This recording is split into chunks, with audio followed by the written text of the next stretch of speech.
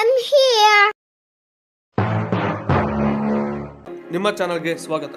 ನಿಮ್ಮ ಮನೆಯಲ್ಲಿ ಬಳಸೋ ಫೋನ್, ಲ್ಯಾಪ್ಟಾಪ್ ಅಥವಾ ಯಾವುದೇ ಎಲೆಕ್ಟ್ರಿಕ್ ವೆಹಿಕಲ್ ಇವೆಲ್ಲವೂ ಕೂಡ ರೇರ್ ಅರ್ತ್ ಮಿನರಲ್ಸ್ ಅಥವಾ ರೇರ್ ಅರ್ತ್ ಮ್ಯಾಗ್ನೆಟ್ ಮೇಲೆ ಡಿಪೆಂಡ್ ಆಗಿವೆ. ಆದರೆ ಭೂಮಿಯಲ್ಲಿ ಈಗ ಈ ಮೆಟಲ್ಸ್ ದಿನದಿಂದ ದಿನಕ್ಕೆ ಕಡಿಮೆ ಆಗ್ತಾ ಇದೆ. ಇನ್ನು ಸುಮಾರು 30ರಿಂದ 40 ವರ್ಷದಲ್ಲಿ ಈ ಸಂಪತ್ತು ಮುಗ್ದೋಗುತ್ತೆ. ಹಾಗಿದ್ರೆ ನಮ್ಮ ಫ್ಯೂಚರ್ ಏನು?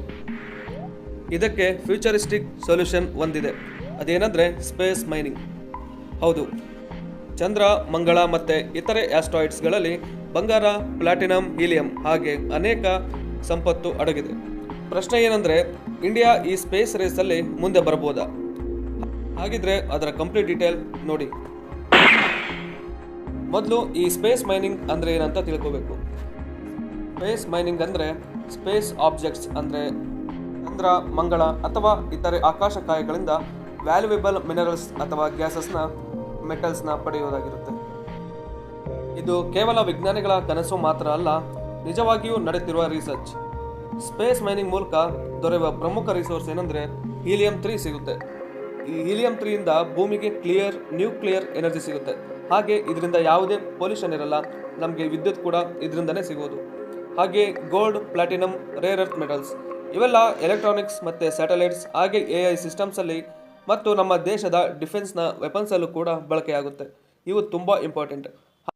ಹಾಗೆ ವಾಟರ್ ಐಸ್, ಫ್ಯೂಚರ್ ಸ್ಪೇಸ್ ಕಾಲೋನೀಸ್ಗೆ ಕುಡಿಯುವ ನೀರಿನ ಅವಶ್ಯಕತೆ ಇರುತ್ತೆ. ಹಾಗೆ ರಾಕೆಟ್ ಫ್ಯೂಯಲ್ ತಯಾರಿಸೋಕೆ ಹೈಡ್ರೋಜನ್ ಮತ್ತು ಆಕ್ಸಿಜನ್, ಇವುಗಳ ಮೈನಿಂಗ್ಗೆ ಸಾಕಷ್ಟು ರಿಸರ್ಚ್ ನಡೀತಾ ಇದೆ. ನಮ್ಮ ದೇಶವು ಕೂಡ ಈ ಸ್ಪೇಸ್ ಮೈನಿಂಗ್ನ ರಿಸರ್ಚಲ್ಲಿ ಹಿಂದೆ ಬಿದ್ದಿಲ್ಲ. ಇಸ್ರೋ ಕೂಡ ಚಂದ್ರಯಾನ್-1 ಮತ್ತು ಚಂದ್ರಯಾನ್-2ನಲ್ಲಿ ಚಂದ್ರದ ಮಿನರಲ್ಸ್ ಮತ್ತು ವಾಟರ್ ಐಸ್ ಇದೆಯಾ ಇಲ್ಲ ಅನ್ನೋದಕ್ಕೆ ಸಾಕ್ಷಿ ಕೂಡ ತಂದಿದೆ. ಇನ್ನು ಚಂದ್ರಯಾನ್-3 ಲ್ಯಾಂಡರ್ ಮತ್ತು ರೋವರ್ ಮೂಲಕ ಸರ್ಫೇಸ್ ಕಾಂಪೋಸಿಷನ್ ಬಗ್ಗೆ ಆದಷ್ಟು ಡೀಟೇಲ್ಸನ್ನು ಕಲೆಕ್ಟ್ ಮಾಡಿದೆ. ಇನ್ನು ಮುಂದಿನ ಫ್ಯೂಚರ್ ಗಗನಯಾನ್ ಮಿಷನ್ ಕೂಡ ಭಾರತದ ಗಗನಯಾತ್ರಿಗಳು ಸ್ಪೇಸ್ ಮೇಲೆ ಹೋದ್ಮೇಲೆ ಫ್ಯೂಚರ್ ಮೈನಿಂಗ್ಗೆ ಗ್ರೌಂಡ್ ವರ್ಕನ್ನು ಮಾಡ್ತಾರೆ. ಹಾಗೆ ನಮ್ಮ ರಾಕೆಟ್ಸ್ PSLV ಅಥವಾ GSLV ರಾಕೆಟ್ಸ್ ಇದಾವಲ್ಲ, ಅವು ಆಲ್ರೆಡಿ ಪ್ರೂವೆನ್. ಇವು ಮೈನಿಂಗ್ ಇಕ್ವಿಪ್ಮೆಂಟ್ನ ಮತ್ತು ಸ್ಯಾಟಲೈಟ್ ಲಾಂಚನ್ನು ಮಾಡಲು ಬಳಸ್ಬೋದಾಗಿರುತ್ತೆ. ಹಾಗೆ ಪ್ರೈವೇಟ್ ಸ್ಟಾರ್ಟಪ್ಸ್ ಕೂಡ ನಮ್ಮಲ್ಲಿದೆ. ಸ್ಕೈರೂಟ್ ಏರೋಸ್ಪೇಸ್ ಹಾಗೆ ಅಗ್ನಿಕುಲ್ ಕಾಸ್ಮೋಸ್, ಇವು ಫ್ಯೂಚರಲ್ಲಿ ಮೈನಿಂಗ್ ಟೆಕ್ನಾಲಜಿನ ಡೆವಲಪ್ ಮಾಡ್ತಾರೆ. ಇನ್ನು ಇದರಲ್ಲಿ ಜಗತ್ತಿನ ಅನೇಕ ರಾಷ್ಟ್ರಗಳು ಹಿಂದೆ ಬಿದ್ದಿವೆ. USA ಕೂಡ ಅಂದರೆ ನಾಸಾ ಮತ್ತು SpaceXನ ಸಹಯೋಗದಲ್ಲಿ ಆಸ್ಟ್ರಾಯ್ಡ್ ಮೈನಿಂಗ್ ಟೆಸ್ಟ್ ಮಿಷನ್ನ ಆಲ್ರೆಡಿ ಪ್ಲಾನ್ ಮಾಡ್ತಾ ಇದೆ. ಇನ್ನು ನಮ್ಮ ಪಕ್ಕದ ಚೈನಾ ದೇಶ ಕೂಡ ಚಂದ್ರನಲ್ಲಿ ಹೀಲಿಯಂ-3 ರಿಸೋರ್ಸಸ್ನ ಹಿಡಿಯೋದಕ್ಕೆ ಲಾಂಗ್ ಟರ್ಮ್ ಪ್ರಾಜೆಕ್ಟ್ ಹಾಕೊಂಡಿದೆ. ಹಾಗೆ ಜಪಾನ್ ಮತ್ತು ಲಕ್ಸಂಬರ್ಗ್ ಮೈನಿಂಗ್ ಲಾಸ್ನ ಪಾಸ್ ಮಾಡಿ ಕಂಪನೀಸ್ಗೆ ಪರ್ಮಿಷನ್ ಕೂಡ ಕೊಡ್ತಾ ಇವೆ. ಈ ಸ್ಪರ್ಧೆಯಲ್ಲಿ ಇಂಡಿಯಾ ಲೇಟ್ ಆಗಿದ್ದರೆ ಫ್ಯೂಚರ್ ರಿಸೋರ್ಸಸ್ನಲ್ಲಿ ಶೇರ್ ತಪ್ಪಿಸಿಕೊಳ್ಳುತ್ತೆ.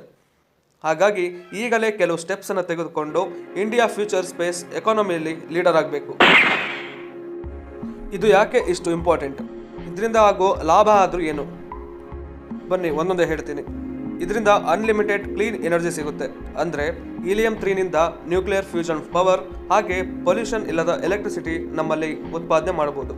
ಮತ್ತು ಟೆಕ್ನಾಲಜಿಕಲ್ ಬೂಸ್ಟ್ ಆಗುತ್ತೆ. ರೇರ್ ಅರ್ತ್ ಮ್ಯಾಗ್ನೆಟ್ ಅಥವಾ ರೇರ್ ಅರ್ತ್ ಮೆಟಲ್ಸಿಂದ ಎಲೆಕ್ಟ್ರಾನಿಕ್ಸ್ ಮತ್ತು ಡಿಫೆನ್ಸ್, AI ಮತ್ತು EV ಬ್ಯಾಟರಿಗಳಲ್ಲಿ ಬಳಸಬಹುದಾಗಿರುತ್ತೆ. ಇದರಿಂದ ಎಕನಾಮಿಕ್ ಗ್ರೋತ್ ಕೂಡ ಆಗುತ್ತೆ. ಸ್ಪೇಸ್ ಮೈನಿಂಗ್ ಇದು ಅತ್ಯಂತ ದೊಡ್ಡ ಅಂದರೆ $1 ಟ್ರಿಲಿಯನ್ ಇಂಡಸ್ಟ್ರಿ ಆಗಿದೆ. ಹಾಗೆ ಇಂಡಿಯಾ ಕೂಡ ಗ್ಲೋಬಲ್ ಇನ್ವೆಸ್ಟರ್ ಹಬ್ ಕೂಡ ಆಗುತ್ತೆ. ಇದರಿಂದ ಭಾರತ ತುಂಬ ಶಕ್ತಿಶಾಲಿ ಆಗುತ್ತೆ. ಯಾಕಂದರೆ ಇದು ಕೂಡ ಒಂದು ಸ್ಟ್ರಾಟಜಿಕ್ ಪವರ್ ಆಗಿದೆ. ರಿಸೋರ್ಸಸ್ ಮೇಲೆ ಕಂಟ್ರೋಲ್ ಮಾಡಿದರೆ ಭಾರತ ಜಿಯೋಪಾಲಿಟಿಕಲ್ ಲೀಡರ್ ಆಗುತ್ತೆ. ಕೇವಲ ಲಾಭ ಮತ್ತು ಸಂಶೋಧನೆ ಅಷ್ಟೇ ನೋಡಿದ್ವಿ. ಇವಾಗ ಅದಕ್ಕೆ ಅಂತ ಒಂದಿಷ್ಟು ಸವಾಲು ಇದ್ದೇ ಇರುತ್ತೆ ಅಲ್ವಾ? ಮೊದಲು ಬರೋ ಸವಾಲು ಏನಂದರೆ ಟೆಕ್ನಾಲಜಿ. ಝೀರೋ ಗ್ರಾವಿಟಿನಲ್ಲಿ ಡ್ರಿಲ್ಲಿಂಗ್ ಮತ್ತು ಮೈನಿಂಗ್ ತುಂಬ ಕಷ್ಟ. ಹಾಗೆ ಕಾಸ್ಟ್, $ಬಿಲಿಯನ್ಸ್ ಇದಕ್ಕೆ ಬೇಕು. ಹ್ಯೂಜ್ ಇನ್ವೆಸ್ಟ್ಮೆಂಟ್ ಬೇಕೇ ಬೇಕು. ಹಾಗೆ ಲೀಗಲ್ ಇಶ್ಯೂಸ್ ಕೂಡ ಇವೆ. ಏನಂದರೆ ಸ್ಪೇಸ್ ಥ್ರೆಟಿ ಹಾಗೆ ಓನರ್ಶಿಪ್ ರೈಟ್ಸ್ ಕೂಡ ಸ್ಪಷ್ಟ ಇಲ್ಲ. ಮತ್ತು ಸೇಫ್ಟಿಯನ್ನಂತರೂ ನಾವು ಎಕ್ಸ್ಪೆಕ್ಟ್ ಮಾಡೋ ಹಾಗೇ ಇಲ್ಲ. ಯಾಕಂದರೆ ಆಸ್ಟ್ರೋನಾಟ್ಸ್ ಮತ್ತು ಮಿಷನ್ ಲೈಫ್ ತುಂಬ ರಿಸ್ಕಲ್ಲಿರುತ್ತೆ. ಸೊ ಸ್ಪೇಸ್ ಮೈನಿಂಗ್ ಇದು ಸೈಂಟಿಫಿಕ್ ಫಿಕ್ಷನ್ ಸ್ಟೋರಿ ಆಗಿ ಕಾಣಿಸಿದ್ರು ಕೂಡ ಇದು ನಾಳೆಯ ರಿಯಾಲಿಟಿ. ಇಂಡಿಯಾ ಈ ಸ್ಪೇಸ್ ರೇಸಲ್ಲಿ ಹಿಂದೆ ಬಿದ್ದರೆ ಫ್ಯೂಚರ್ ರಿಸೋರ್ಸಸನ್ನು ತಪ್ಪಿಸ್ಕೊಳ್ಬೋದು. ಆದರೆ ಇಸ್ರೋ ಮತ್ತು ಪ್ರೈವೇಟ್ ಸ್ಟಾರ್ಟಪ್ಸ್ ಕೂಡ ಹಾಗೆ ಗೌರ್ಮೆಂಟ್ ಫ್ಯೂಚರಿಸ್ಟಿಕ್ ಪಾಲಿಸೀಸ್ನ ಕಂಬೈನ್ ಆದರೆ ಭಾರತ ಕೂಡ ಸ್ಪೇಸ್ನಲ್ಲಿ ಸೂಪರ್ ಪವರ್ ಆಗುತ್ತೆ. ಕೊನೆಯದಾಗಿ ಒಂದು ಮಾತು, ನಾಳೆಯ ಯುದ್ಧಗಳು ಭೂಮಿಯಲ್ಲಿ ಅಲ್ಲ, ಸ್ಪೇಸ್ನಲ್ಲಿ ರಿಸೋರ್ಸಸ್ನ ಹಿಡಿತಕ್ಕೆ ತಗೊಳ್ಳೋದಾಗಿರುತ್ತೆ. ಈ ಬ್ಯಾಟಲ್ಗೆ ಇಂಡಿಯಾ ಸಿದ್ಧವಾಗ್ತಾ ಇದೆ. ಸೊ ಈ ವಿಡಿಯೋ ನಿಮಗೆ ಇಷ್ಟ ಆಗಿದ್ದರೆ ಲೈಕ್ ಮಾಡಿ, ಹಾಗೆ ನಿಮ್ಮ ಅಭಿಪ್ರಾಯನ ಕಮೆಂಟ್ ಬಾಕ್ಸಲ್ಲಿ ತಿಳಿಸಿ.